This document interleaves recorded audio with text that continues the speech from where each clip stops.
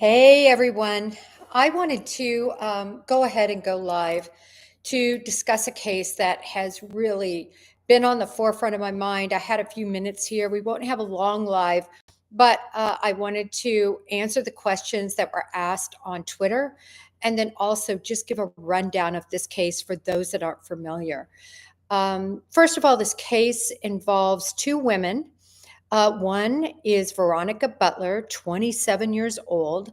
They're both from the same little town, Huguenot, Kansas. And this is near the Panhandle area, down low, southwest part of Kansas.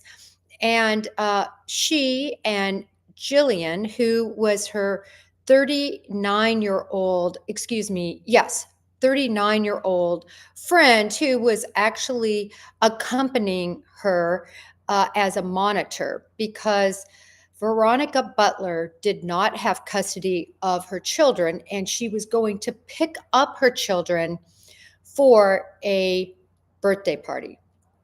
Now, this occurred on Saturday, the 30th. The full name, by the way, of Jillian is Jillian Kelly. Her husband was a preacher in Kansas, and she actually worked there in the office. And again, she was accompanying Veronica Butler to pick up her children in Eva, that's EVA, Oklahoma, just across the border. And about 3 miles before reaching their destination to pick up Veronica's children, their car was found abandoned. Now, who was it found by? According to the New York Post, it was found by Veronica Butler's ex-husband. Now, this is the problem with that. It doesn't really jive with the court order of Veronica Butler's husband, which really wasn't a husband, but rather they had children together. Nevertheless, there are common laws in different states that make one another common law married. So perhaps that's why the New York Post referred to him as her husband. But in any event, supposedly he found this car abandoned. Now, in some ways it makes sense because if you had somebody go missing, you would follow the normal route that they might take between point A and point B, especially if you live in this part of Kansas. For those who follow me on Twitter or know me personally, I am a Kansas girl. I went to Kansas junior high, high school, college. I love Kansas, and I was raised in this very rural Kansas farm community. This is another reason why this case really resonates with me. I understand the topography and the situation that law enforcement is dealing with there. There are going to be no cameras. There are not houses in and around there that would have ring cameras capability. It's not a well-traveled road.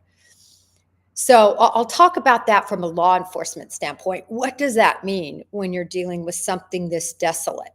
I would submit that it is most likely that Veronica and Jillian were not just randomly taken as in an act of violence. That doesn't mean it's not possible because law enforcement has been so close-lipped. We don't know did the car break down? We don't know what mechanical problems there could have been. I would still submit that it is very, very unlikely, but they still should consider it, that this would be a random act of violence. Now, it's important to note again, as I previously stated, that Veronica did not have custody of these two children, but guess what? She did have supervision of them. In other words, when she saw them, she was allowed to see them. It just needed to be supervised. Why? And that was one of the questions asked on Twitter. Well, why is apparently because of, it's always because of either something to do with negligence or something to do with abuse. That is why typically that a parent has to have supervised opportunities when they see their children. So the question is why? Well, Presumably, not presumably, but according to reports, it was because she was allowing them to be around a less than appropriate person for them to be around. And so she lost that ability to have unsupervised ability to see her children. Nevertheless, what we do know is she was embroiled in a custody battle for her children. Who had custody of the children? The mother of the father of the children. And again, they were going to Ava, Oklahoma, which is where Eva, I should say, EVA, because there is Ava, Oklahoma, where these children resided. That was the destination. Now, according to records, court records, and I have them on my Twitter at Coffee Daffer FBI if you'd like to view any of this material. According to those records, the father was actually in Oklahoma City by court order, and that took place on the 22nd of March. And it was ordered that he had to be there for 30 days straight without the ability of visitation or to leave. And he was in a very long-term program. So that begs the question, why did the New York Post post that he found the car? I still don't know whether the New York Post had an error and it wasn't him that discovered the car. If you look at all other media reports regarding this, they all just say discovered or found by law enforcement. So the only report that I found, and if anybody's found any others, it was the New York Post that said the or we'll just call him the father of her children found him. Now, this is so important. And that's, I know I'm in media as a consultant, but I cannot understand how this crucial fact could be reported if it is wrong. In other words, if it's true, oh my gosh, does that give us pause? Because so often the people who perpetrate these crimes, they put themselves right at the crime scene to explain fingerprints, to explain DNA, to explain why they're there in the first place in case somebody found their car. So it's the perfect ruse used by so many criminals and murderers when they want to give themselves a plausible reason why they are at a crime scene. So if that proves true, that's huge. It also begs the question, well, wait a minute. According to a report done by a YouTuber named Lauren Conlon, who has been following this case closely, she stated that she spoke with the grandparent, the grandmother of the individual that is the father of these children. And supposedly, she said he's there. And also, supposedly, or purportedly, I should say, purportedly, law enforcement officials are saying he was there. The only people who know whether he was there, and the only word I would believe, I would never believe a grandmother, I would never believe a parent, I would believe a law enforcement official, and I would also believe any official from that particular facility if they could corroborate that he was there. Why? These aren't really like a jail facility. You can get out of these facilities. They are not on lockdown. They're told, and the order was by the judge, listen, you have to stay there 30 days without being seen and under these rules. But there's not security guards with guns that are keeping them there. They can sneak in and out. It happens all the time from these facilities. There's only so much they can do. They are primarily supposed to administer treatment to individuals. So my point is, was he really there? Was he 4 hours plus away in Oklahoma City from where this vehicle was found? I want to know the answer to that question. To me, that is a pivotal point and a pivotal question that needs answered that I still believe we don't have the answer to. Second of all, I wanted to point out when law enforcement makes a statement, which they have, unlike in the Sebastian Rogers case, and I don't want to digress, but I know many of you are watching closely that Sebastian Rogers case. Sebastian Rogers law enforcement First of all, it's kept within the county. In other words, the locals are keeping control of the case. They haven't passed it off to a state or a federal organization. They're getting help, but they haven't passed it off. And that typically means they believe that that individual is truly missing, that they don't have some sort of nefarious murder, kidnapping, trafficking, some other crime that's taken place, and that's why they're keeping control. So again, that's Sebastian Rogers. That is not the case with these women. This case was passed from the local agency to the Oklahoma State Bureau of Investigation, OSBI. Okay, so OSBI now is in charge, and they made a statement that I actually also posted on my Twitter. That listen, Twitter X. That listen, this is a foul play situation, and it's our number one priority. You know why it's their number one priority? Not two, one. Because of you all.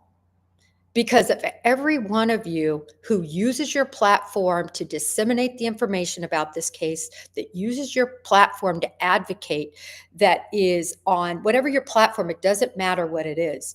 And you are talking about Jillian, and you are talking about Veronica Butler. When you are doing that, you are putting pressure and heat for law enforcement to act. Not that they wouldn't act, but this is the squeaky wheel type situation. So I really challenge all of you to keep this case on your front side of your platforms, because it is important.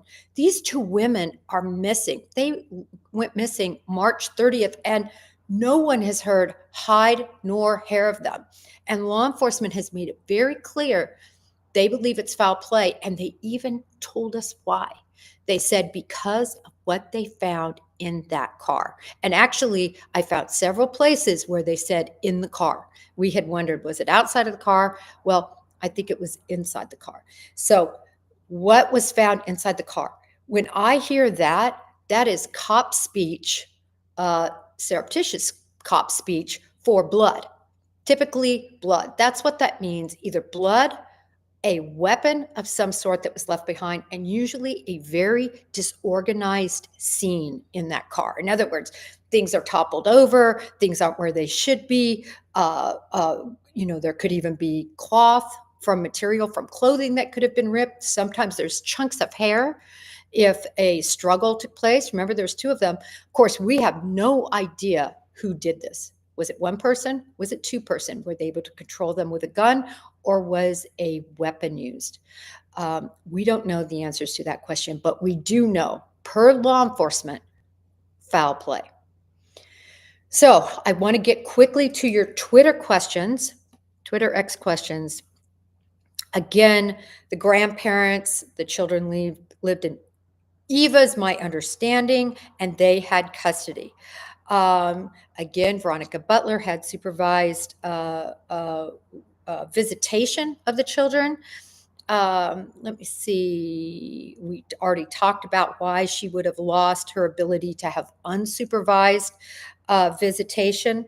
I know that Veronica Butler, and this was actually, I just love posting on Twitter X, and against that's really the platform I use, even though there's others that other people send information like YouTube shorts and things like that too. I engage in Twitter X, and on Twitter I posted about Veronica's business, and it is, I put a picture of it. It's so cute, and it just, when I saw that picture, it just kind of brought her to light. And I think when you read about her store, her shop, I should call it, it really makes Veronica make you feel like you have an understanding of her. I don't know about her past. I don't know why her exactly the reasons. I haven't seen that visitation order. I haven't seen exactly why. Until I read that, all I know is generally speaking. And again, it's because of neglect or hurting the child. But people turn their lives around. She's now, I believe, 27 years old. people turned their lives around, and it seemed like she really had, and she was fighting for those children. She was leaving on that Saturday. She wanted to get them to that birthday party. And certainly everyone deserves a second chance, for heaven's sakes. So, in any event, that is the situation with Veronica. People ask about that. Could family be involved? Uh, Anyone could be involved at this point. But as I said before, the chances this is random, somewhere between slim and none, but that's still a chance. It's still a chance. It's still something law enforcement should not just check the box of. What it should crack this case are a couple things. First of all, DNA and fingerprints and other uh, biological type evidence should be at that crime scene. There could be sweat, there could be saliva, which all have DNA in their structure, blood, which has DNA in its structure. All of those could lead to who the perpetrator was. Uh, in addition, and something I really hope law enforcement is doing, is for those of you from Kansas, like me, these routes, these highways have very set truck traffic that goes by. I mean, you see the same DeKalb truck and the same trucks zoom by at similar times of that day and of that hour.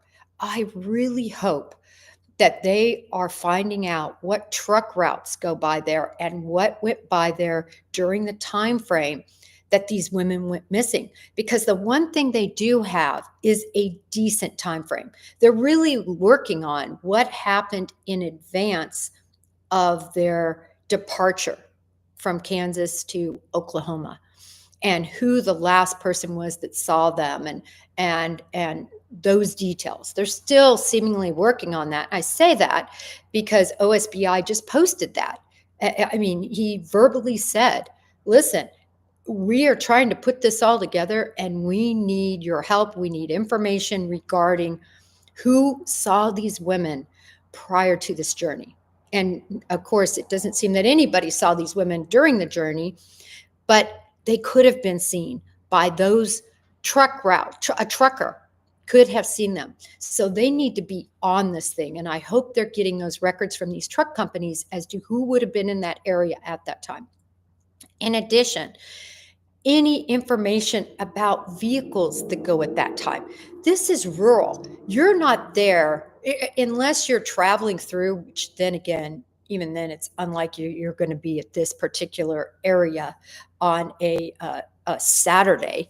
Who was traveling on that area? They need to be reaching out in social media and mainstream media. Listen, if you were on this road on Saturday during this time frame, contact us. People can see things they don't even know is important. Gosh, I hate to digress back to Gabby Petito. Rest your soul, Gabby. But Gabby's case was solved because of the Bethunes, who casually took a picture of their van, for those of you who don't know the story, and then later found out that law enforcement was looking for a white van, and they said, wait a minute, didn't we see that a while back? And they pulled that footage, and it was Gabby's van. Without that, I will always submit that I don't know when and if Gabby would have been found. Nevertheless, not to digress, that could be the same situation here.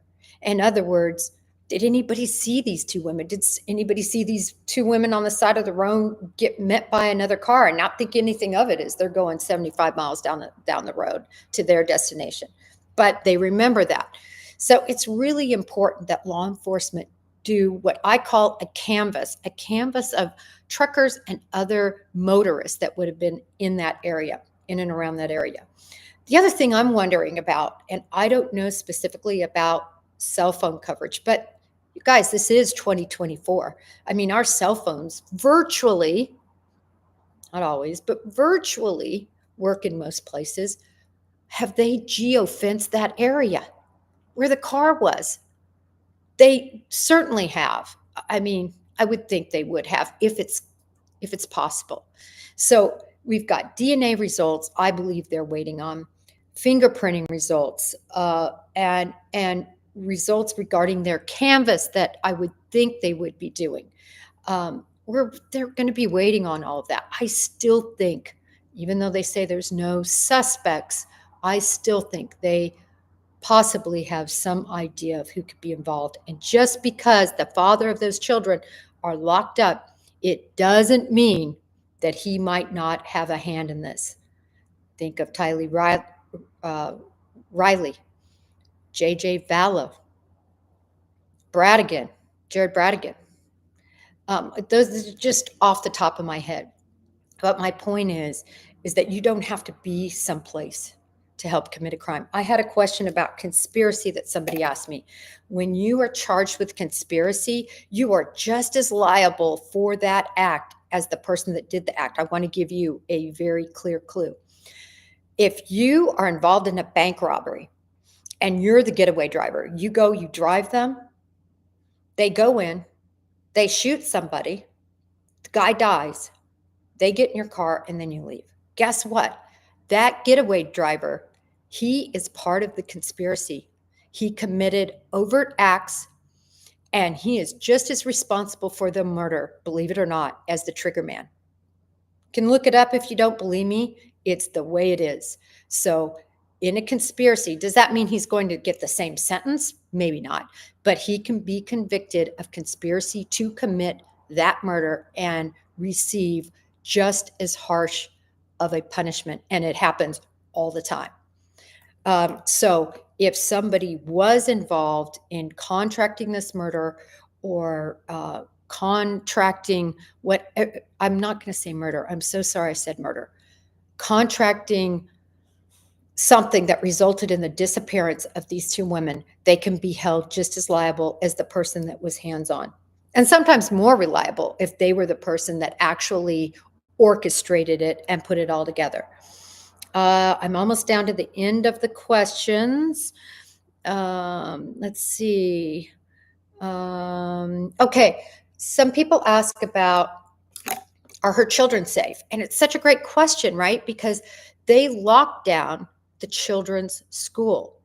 And recall, interestingly, apparently where they go to school is where Veronica went to school. She graduated in 2015. And this was really interesting to me, just so people can wrap their heads around how small all these areas are. She was the only person that graduated. Now, assuming everyone else just didn't flunk out, she was and that wasn't the case because actually they expanded on it. She graduated first in her class and last in her class. This is so small and so rural, but they had their school on lockdown, not for one day, but 2 days. They had heightened security and maybe more. That's just what's been reported on. Why? Because they were concerned about the safety of those kids who would do something not only to the mother, and I think Jillian was probably just an innocent bystander, but also to the kids. That's a question that could be asked. That's a question I'm asking. I know it's a question law enforcement, OSBI officials are also asking. All right. That was all the questions I had to get to. In other words, that's all that was on my Twitter account when I went live or prepared to go live. If you have any more, ask in Twitter X if you have that platform. If not, I will be taking a look at all your thoughts and concerns here. Sometimes it takes me a little while to get to everything, but I can't tell you how much I appreciate you tuning in. If you like what you see on any of the videos, please subscribe, hit like, all those whatever asks. It's all free. And I hope to see you next time on Break the Case with Jen Coffin Daffer. Thank you.